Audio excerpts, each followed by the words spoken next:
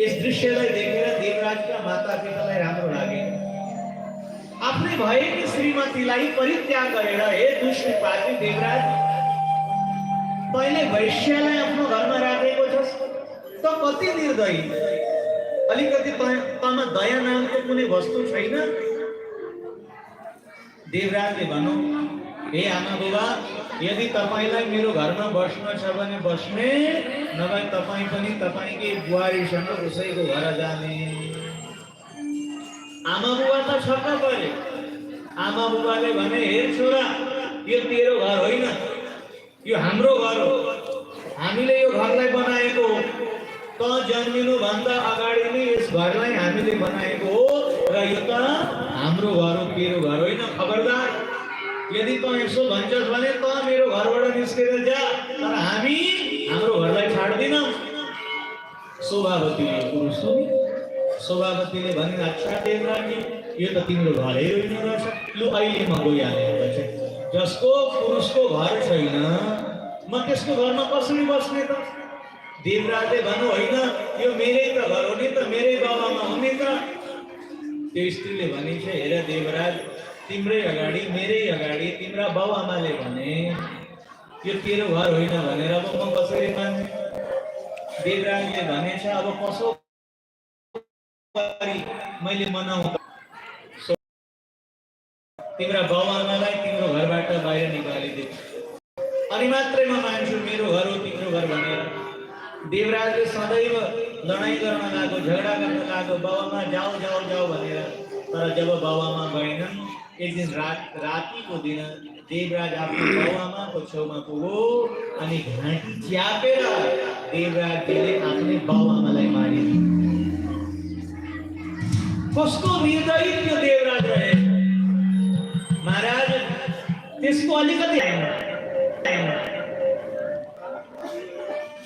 महाराज, एक दुई दिन बित्दै गयो, घरमा लास छन् बाउआमाको। त्यही पनि त्यो देवराज शोभावती वैश्यसँग रमाउँदछ। लज्जा र घिन्न भएको त्यो देवराजले आफूलाई त अपवित्र पारो त्यो आफ्नी भएकी स्त्रीलाई पनि आफ्नो घरबाट पर पठाएर उसले एउटी नारीको पनि अपमान गर्यो। कसैले गएर त्यो भएकी स्त्रीलाई भनिदिएछ, देवराजजीकी जुन असली पत्नी थिइन्,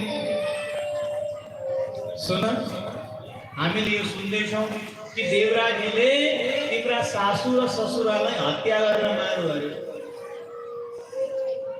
बुहारी आफ्ना सासू, आमा र ससुरालाई खोज्दै खोज्दै फेरि त्यही देवराजको घरमा आइपुगिन्। जब बुहारीले घरमा दुईटा लासलाई देखिन्, देवराजसँग लडाइँ गरिन् अनि भन्दछिन्, हे पापी देवराज,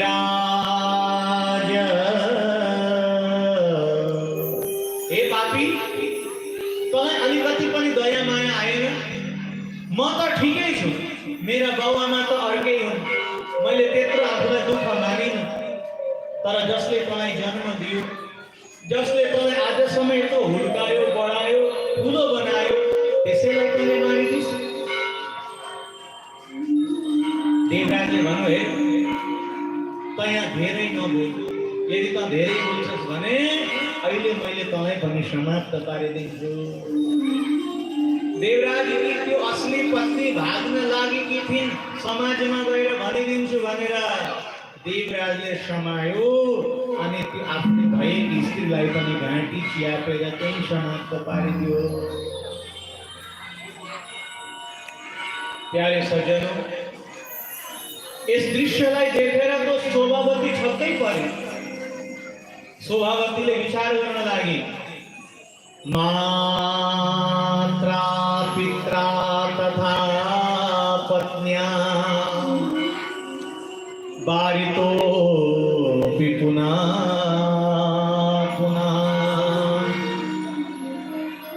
त्यो वैश्य विचार गर्न लागि, अरे जसले आफ्नै आमा बाउलाई मारिदियो, जसले आफ्नै श्रीमतीलाई मारिदियो, त्यसले मलाई कहाँ रक्षा गर्छ र?